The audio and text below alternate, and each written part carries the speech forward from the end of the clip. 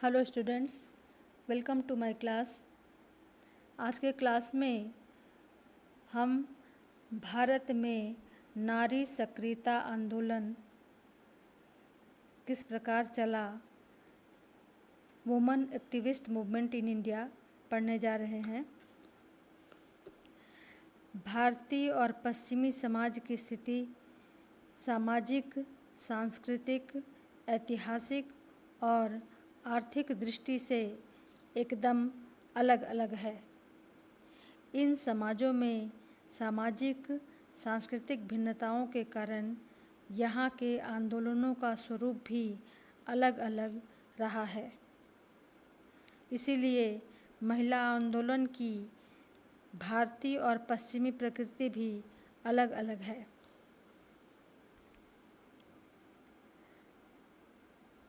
भारतीय समाज में स्त्रियों के प्रति लगाए अंकुशों के पीछे हमारे समाज के मुखियाओं की सोच स्त्रियों को अति सुरक्षा प्रदान करना था। महिलाओं की सुरक्षा के लिए प्रारंभ में किए गए इन बंधनों को बाद में इस कारण समाप्त नहीं किया गया कि इन्हें परंपरा का अंग मान लिया गया। परिणामतः महिलाएं शोषित होने के साथ ही घर की चार दीवारी में कैद हो गई। भारतीय महिला आंदोलन या नारी मुक्ति आंदोलन की विवेचना करते हुए आशा रानी बोहरा का कहना है कि यहाँ पर नारी अधिकारों के क्रियान्वयन की समस्या है, नारी अधिनियमों की नहीं। बोहरा ने भारतीय नारी सक्रियता से संबंधित कुछ महत्वपूर्ण मुद्दों की चर्चा की है। वे निम्नलिखित हैं। पहला है, भारतीय महिलाओं की समस्याओं को किसी एक ही पहलू से नहीं देखा जा सकता, क्योंकि सभी स्त्रियों की स्थिति समान नहीं है। यहाँ महानगरों की अति आधुनिकता वाली स्त्रियों से लेकर ग्रामीण और आंचलिक आदिवासी स्त्रियों तक की स्थितियाँ एक दूसरे से अत्यधिक भिन्न है। इसलिए सभी महिलाओं की समस्याएं एक जैसी नहीं हैं। भारतीय समाज में निम्न जाति की महिलाएं आत्मनिर्भर और पति से अधिक सक्षम होने के बाद भी शोषण की शिकार हैं। अतः यहाँ पर स्त्रियों की समस्या को केवल एक आर्थिक आधार पर नहीं समझा जा सकता। गरीबी, अशिक्षा, पिछड़ी मानसिकता और पारंपरिक नैतिक मूल्यों के संदर्भ में ही स्त्रियों की समस्याओं तथा उनकी जागरूकता के निम्न स्तर को समझा जा सकता है। भारतीय महिलाओं की परिस्थिति को देश काल के संदर्भ और स्थानीय परंपराओं के संदर्भ में ही देखा जाना चाहिए। भारतीय महिलाओं की स्वभावगत दुर्बलता ही उन्हें समस्याग्रस्त और शोषण का शिकार बनाती है। स्वभावगत दुर्बलता कहने का अभिप्राय है, महिलाएं स्वभाव से ही ऐसी होती हैं कि वे अपनी भावनाओं के बस में आकर के लोगों को ये मौका देती हैं कि लोग उनके ऊपर अत्याचार करें और उनके इंसानियत का गलत फ़ायदा उठाएं। यहाँ पर स्वभावगत दुर्बलता कहने का मतलब है कि महिलाओं की अच्छी मानसिक स्थिति जो होती है वही उन्हें कभी कभी समस्या में भी डाल देती है। उनके अंदर क्रूरता का थोड़ा अभाव पाया जाता है। अब हम देखते हैं कि भारत में महिला संगठन कौन कौन से हैं और कब बने। Women's organisation in India. सामाजिक, आर्थिक एवं कानूनी प्रतिबंधों से मुक्ति पाने के लिए धीरे धीरे भारतीय महिलाओं ने भी आंदोलनों के लिए अपने संगठन का विस्तार करना आरंभ किया। 20वीं शताब्दी के आरंभ में ही भारत में विभिन्न स्थानों पर अलग अलग स्त्री संगठनों का गठन किया गया।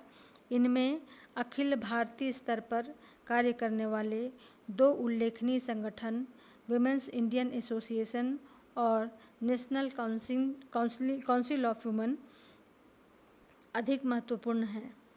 1927 में स्थापित अखिल भारतीय महिला परिषद या ऑल इंडिया वुमेन्स कॉन्फ्रेंस कार्यात्मक आधार पर और वर्ग प्रतिनिधित्व के दृष्टि से उपर्युक्त दोनों संगठनों से अधिक उपयुक्त और महत्वपूर्ण महिला संगठन है।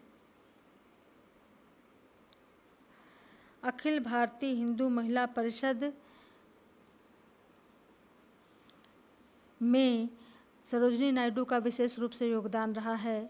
इसीलिए कुछ लेखक भारत में नारीवादी आंदोलन के पुरोधा के रूप में सरोजिनी नायडू को देखते हैं।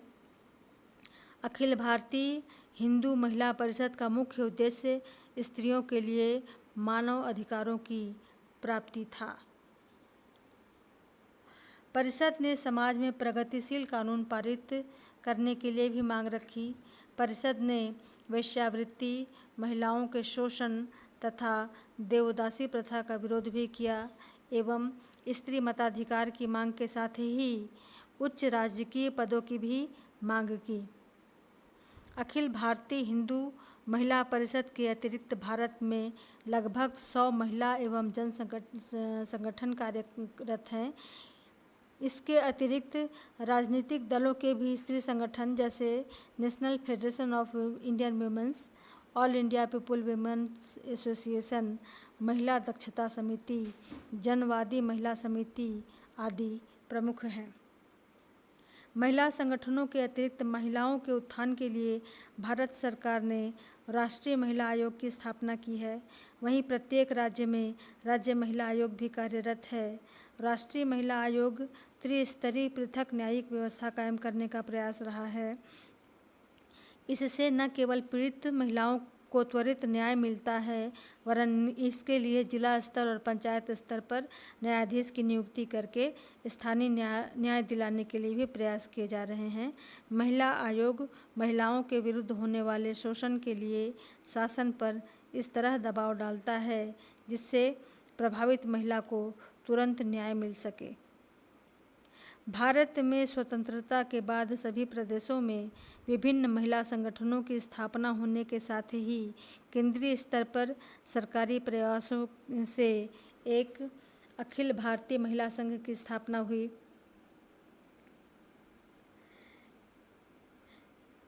जिसमें महिलाओं के मांग को पूरे करने के लिए और उनके विकास के लिए विभिन्न और सामाजिक कानूनों को बनाने के लिए विभिन्न प्रयास किए गए।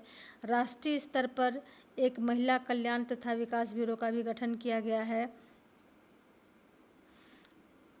भारत सरकार द्वारा ग्रामीण महिलाओं की स्थिति में सुधार के लिए अनेक कल्याणकारी योजनाएं आरंभ की गई हैं, जिनमें महिला समृद्धि योजना तथा इंदिरा महिला योजना प्रमुख है।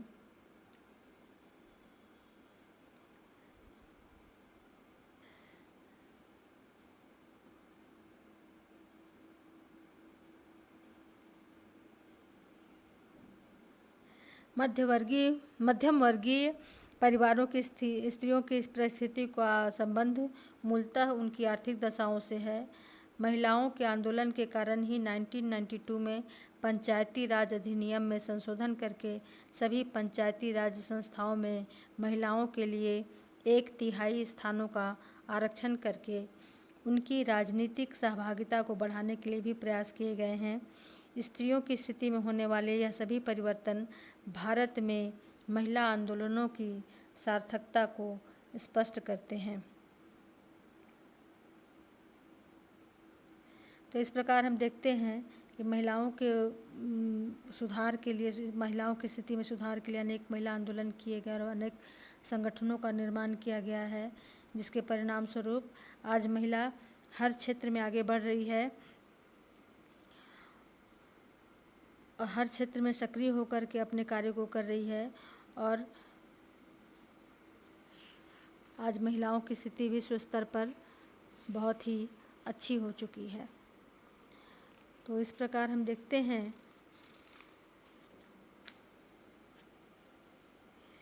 महिला आंदोलन के कारण महिलाओं को शोषण से छुटकारा मिलने के साथ ही साथ उनकी सामाजिक परिस्थिति भी बहुत ऊपर हुई है। तो आज हमारा ये चैप्टर समाप्त होता है और अगले क्लास में इससे संबंधित ऑब्जेक्टिव क्वेश्चन आंसर हम सॉल्व करेंगे। धन्यवाद।